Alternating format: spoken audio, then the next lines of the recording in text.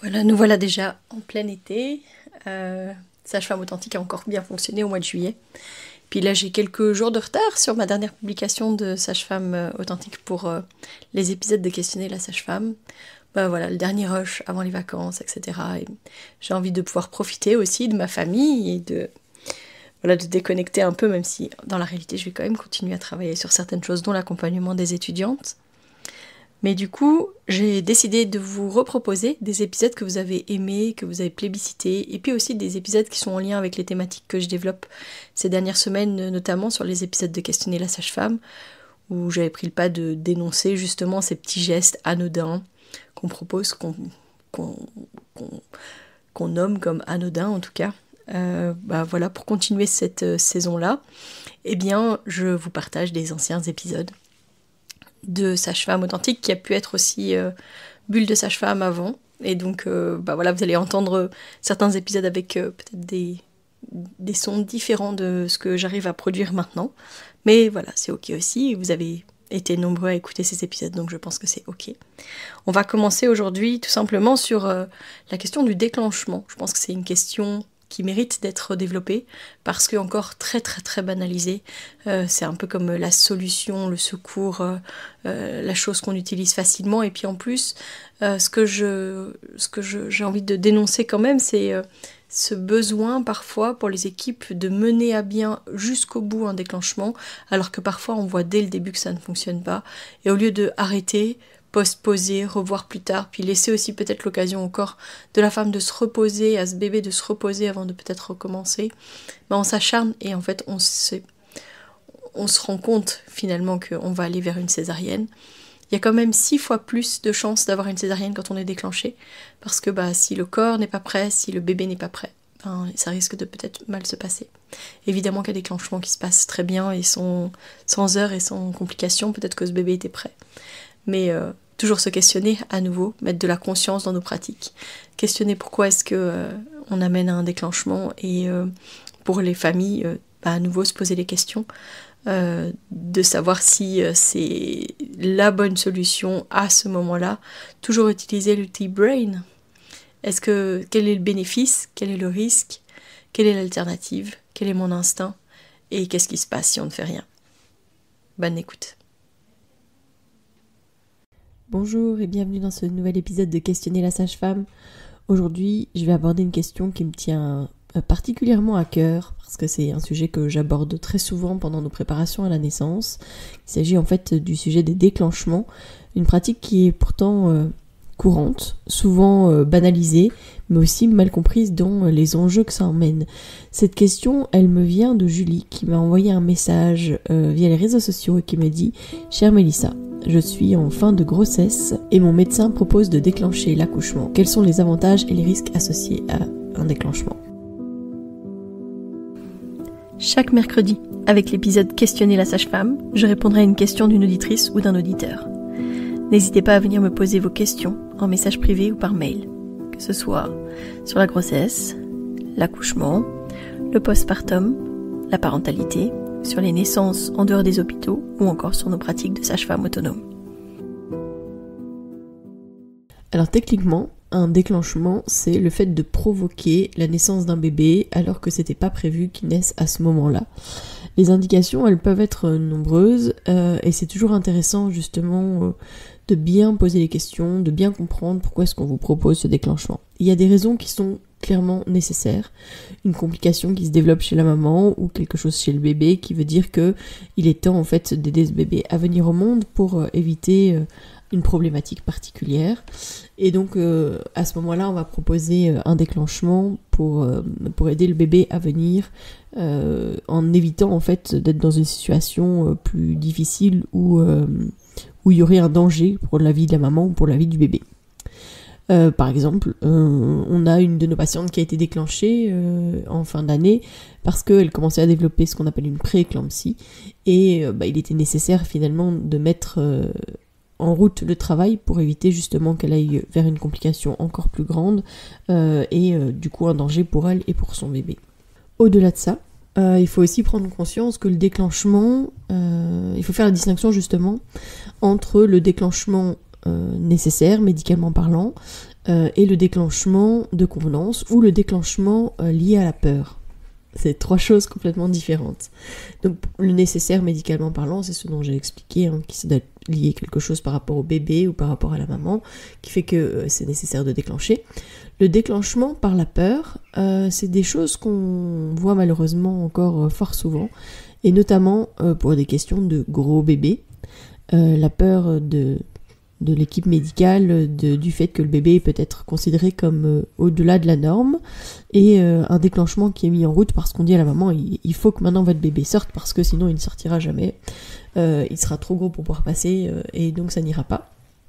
Et les déclenchements de convenance, ça ce serait pour la convenance parfois de la maman, parce que en fin de grossesse, quand on n'est pas bien informé, qu'on est dans l'inconfort, qu'on a envie que ce bébé vienne, etc., et que le médecin nous propose de déclencher l'accouchement pour nous soulager, ça c'est une chose. Ça peut arriver aussi quand les mamans ont un pré-travail qui dure plusieurs jours, où elles commencent à être complètement perdues, etc. On en arrive à proposer des déclenchements pour arrêter justement ce cycle du fait que la maman est un peu perdue, que le couple est un peu perdu, pour pouvoir les aider justement à ce que cette phase un peu de latence, d'attente, etc.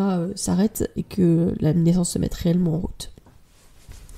Le déclenchement de convenance, c'est aussi parce que ça rentre mieux dans les plannings, que ce soit parce que le médecin par exemple va partir en congé, et ça c'est pas juste un mythe, je pense que on peut encore en parler actuellement très facilement, et que ça peut encore arriver, on arrive bientôt aux vacances d'été, et des déclenchements de convenance par rapport à des congés, ça arrive encore régulièrement.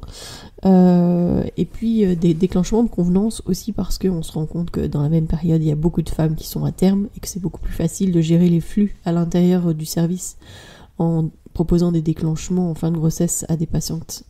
Un peu dans l'idée de proposer quelque chose, un petit coup de pouce, un petit peu d'aide, etc. Ce qui est sûr, c'est que le déclenchement, il est rarement décrit comme quelque chose où il y a un risque potentiel, mais plutôt toujours comme une petite aide, un petit coup de pouce, un petit quelque chose pour mettre les choses en place, ou parce que effectivement c'est nécessaire médicalement parlant, comme je disais au début. Mais on explique rarement toute l'implication que ça a. Et donc je vais revenir vraiment au fondement de comment est-ce que ça se déclenche le travail naturellement, et puis finalement comment est-ce qu'on met en route les choses artificiellement pour que le travail se déclenche. Donc il faut savoir que le premier signal qu'envoie le bébé, parce que c'est toujours le bébé qui donne le premier signal pour mettre en route le travail, la première chose que le bébé fait en fait, c'est qu'il va sécréter des hormones de stress. Alors comme ça peut avoir l'air hyper négatif, mais c'est effectivement parce qu'il commence à être dans un milieu où il commence à être à l'étroit, les échanges sont pas forcément optimales, etc. Donc c'est vrai qu'il va commencer à émettre des hormones de stress, du cortisol. Il faut savoir que quand on a une femme qui est sur le point d'accoucher de manière prématurée, pour aider à la maturation des poumons du bébé, on va lui faire justement une piqûre de corticoïdes. Donc ici, le bébé va terminer la maturation de ses poumons avec ces hormones de stress. Et surtout, ce qu'il faut comprendre, c'est que ces hormones de stress, quand on parle de stress, souvent on voit ça de manière très négative, mais en fait, ça va surtout aider le bébé à gérer l'état de stress pendant le travail. Parce que pendant le travail physiologique, la maman va de manière pulsatile sécréter de l'ocytocine. Et donc, il va avoir régulièrement des contractions qui vont augmenter en intensité petit à petit au fur et à mesure. Et le bébé, du coup, qui va s'adapter au fur et à mesure à cette pression qui augmente, à cette tension, etc. Parce que on parle souvent de à quel point le travail, les contractions sont pas faciles à gérer pour la maman, mais faut pas oublier que le bébé, lui aussi, les vit, ces contractions. Et du coup, il va ressentir aussi ce travail-là. Une maman qui aura vécu un travail qui s'est déclenché spontanément et un déclenchement, elle vous dira que les contractions étaient totalement différentes. Alors il faut savoir que pour déclencher le travail de manière artificielle, on doit déjà s'assurer que le col est favorable. Si c'est pas le cas, on va utiliser des produits qu'on va mettre au niveau local, au niveau du col, pour essayer de faire maturer ce col. Et puis ensuite, on va utiliser de l'ocytocine de synthèse, qui là ne sera pas délivrée de manière pulsatile, mais grâce à une pompe artificielle qui va justement délivrer une certaine dose de médicaments, et qu'on va venir de manière alternative augmenter, chez nous on dit de 6 ml en 6 ml, voilà, pour augmenter la dose au fur et à mesure. C'est pas comme ça évidemment que ça se passe dans le corps des femmes, et si c'est plus difficile pour les mamans, c'est aussi plus difficile pour les bébés. quand les bébés n'ont pas décidé de naître à ce moment-là et qu'on déclenche, on a quand même beaucoup plus de risques que le bébé gère moins bien le travail, parce que si c'est plus dur pour les mamans, c'est souvent beaucoup plus dur pour les bébés, et s'il n'a pas émis ses hormones de stress, donc s'il n'a pas donné ce premier signal comme quoi il était prêt, ça va être beaucoup plus compliqué pour lui en fait de gérer cet état, et il va avoir peut-être plus de difficultés à gérer justement les contractions qui seront plus fortes. L'état de stress, les hormones de stress que le bébé a sécrétées va l'aider, parce que dans les contractions qui vont devenir de plus en plus fortes, il faut savoir que les échanges entre le placenta et l'utérus, dans le maximum de la contraction, sont presque nuls. Quand la contraction est à son maximum, il y a presque plus d'échanges entre le placenta et l'utérus. Et donc c'est comme si le bébé devait faire des petites apnées. Alors soit c'est quelques secondes, c'est pas très long, mais répéter toutes les X minutes, ça peut devenir très fatigant pour le bébé. S'il a émis ses hormones de stress, il est d'autant plus capable de vivre cet état stressant finalement. C'est un peu comme quand on se prépare à des examens, quand cet état de stress nous permet de mieux gérer en fait la situation. Pour le bébé, c'est la même chose. S'il n'a pas émis ses hormones de stress, mais qu'en plus de ça, artificiellement, on lui propose des contractions qui vont être plus fortes, plus difficiles, eh ben, il y a plus de difficultés et il y a plus de risques d'avoir une naissance médicalisée. C'est pour ça qu'il faut prendre conscience qu'un déclenchement de convenance, un déclenchement juste parce qu'on pense que c'est le moment, parce que ça ne rentre pas dans les cases habituelles, etc., on a plus de risques qu'il y ait une naissance instrumentalisée, voire une césarienne en urgence, parce que le bébé aura plus de difficultés. On a encore un couple qui est venu nous voir pour de la préparation à la naissance, qui a vraiment vécu typiquement ce genre de choses, et qui avait un déclenchement qui avait été proposé pour soi-disant un gros bébé de 4 kilos. Et dès le début, en fait, elle a mal vécu le déclenchement. C'est important aussi de se rendre compte que le déclenchement, si c'est pas un déclenchement pour une raison médicale, peut être arrêté si on rompt pas la poche. Évidemment, parce que si on rompt la poche, là on est obligé d'aller jusqu'au bout du processus, mais si par exemple, comme cette patiente qui a commencé en fait le déclenchement avec un col qui n'était pas favorable, à qui on a mis justement un produit au niveau local, au niveau de son col, et qui tout de suite s'est senti mal, on aurait dû arrêter directement le déclenchement, parce que vraiment elle ne se sentait pas bien elle-même. Mais là, on a continué, on s'est acharné, parce qu'il y avait cette notion de gros bébé qu'il fallait absolument faire naître. Et ça a entraîné ce qu'on appelle la cascade d'intervention. Et pour ça, je vous invite à aller réécouter l'épisode qui concerne cette cascade d'intervention, qui est l'épisode 9, qui s'appelle donc l'effet toboggan ou la cascade d'intervention, pour avoir notion un petit peu de ce que c'est, et de ce vers quoi ça peut nous amener. Et notamment que ça peut aller jusqu'à l'utilisation de forceps, de ventouse, mais aussi de césarienne en urgence, ce qui a été le cas de notre patiente qu'on a rencontrée, où en fait la cascade d'intervention a amené jusqu'à une césarienne pour finalement un bébé qui faisait à peine 3 kilos. Donc la raison du déclenchement initial n'était peut-être pas effectivement le bon. Alors il faut savoir aussi que je pense que le déclenchement, c'est psychologiquement parlant, pour une maman qui se préparait peut-être à une naissance physiologique, ou même sans parler de naissance physiologique, peut-être que c'était une maman qui allait suivre tout simplement le schéma qu'elle avait en tête, et notamment qui voulait peut-être d'office la péridurale.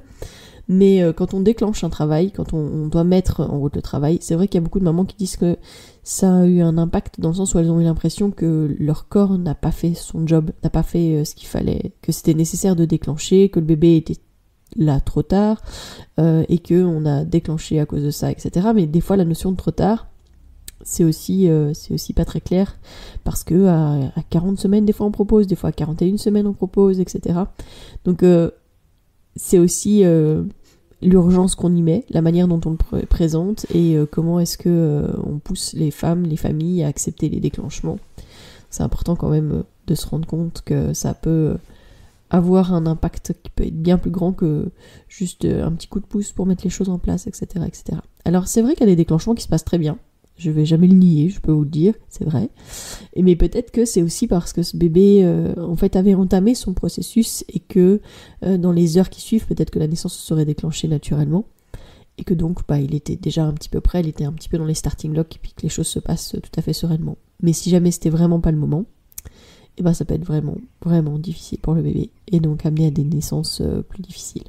Donc je pense que c'est important de reparler de du consentement, d'avoir toutes les informations pour prendre une décision en conscience avec tous les éléments et justement d'être clair sur le fait que ok, vous m'annoncez que ça fait X temps, mais quel est le danger pour mon bébé? Est-ce qu'il y a quelque chose qui se met en place, une pathologie, etc., qui va faire que ça serait intéressant vraiment de faire naître mon bébé? Ou est-ce que c'est juste une notion d'agenda? Est-ce que c'est juste une notion de calendrier où on m'a dit que ma date de terme c'était il y a 10 jours et donc on me parle de déclenchement? Ou est-ce que en fonction aussi du pays où je vis, etc., les recommandations ne sont peut-être pas les mêmes? Est-ce que je peux encore négocier? Est-ce que je peux accepter d'avoir un suivi beaucoup plus régulier parce que j'ai dépassé la date habituelle et que je veux bien en fait venir régulièrement m'assurer que tout va bien pour mon bébé, mais que je souhaite ne pas être déclenchée? Tout est possible et donc je pense que c'est toujours important d'en parler avec votre équipe qui vous suit, que ce soit le médecin, l'équipe hospitalière, l'équipe de sage-femme autour de vous, d'avoir toutes les informations pour pouvoir prendre des décisions en conscience. Et avoir un consentement réellement éclairé dans la décision de déclencher ou non la naissance. Voilà. Je pense que je pourrais faire tout un épisode peut-être sur les petites choses, les petits moyens entre guillemets naturels pour déclencher l'accouchement. Je dis entre guillemets parce que j'aime bien rappeler quand même que en fait ce sont des petits coups de pouce qui mettront les choses en place si jamais c'est le bon moment pour le bébé, mais que c'est jamais comme ça qu'on arrive à faire naître les bébés à l'avance, sinon évidemment on n'aurait plus jamais de déclenchement par ocytocine pour pouvoir aider les bébés à venir quand c'est nécessaire. Donc ça peut être, si jamais c'est un sujet qui vous intéresse, je peux le développer effectivement, tout en gardant la notion que on parle de déclenchement, mais c'est pas vraiment un déclenchement, c'est un peu un abus de langage. Voilà, en tout cas je voulais vous remercier, je voulais remercier Julie justement pour cette question, et n'hésitez pas à revenir vers moi si jamais vous avez des questions pour ces épisodes de questionner la sage-femme, mais aussi pour les grands épisodes si jamais il y a un sujet que vous avez envie que je développe de manière plus approfondie. Vous pouvez donc me joindre par mail, vous le savez bien, et n'hésitez pas aussi à me taguer sur vos réseaux sociaux si jamais vous avez envie que j'interagisse avec vous. Je vous souhaite une bonne fin de semaine et je vous dis à lundi. D'ici là, portez-vous bien.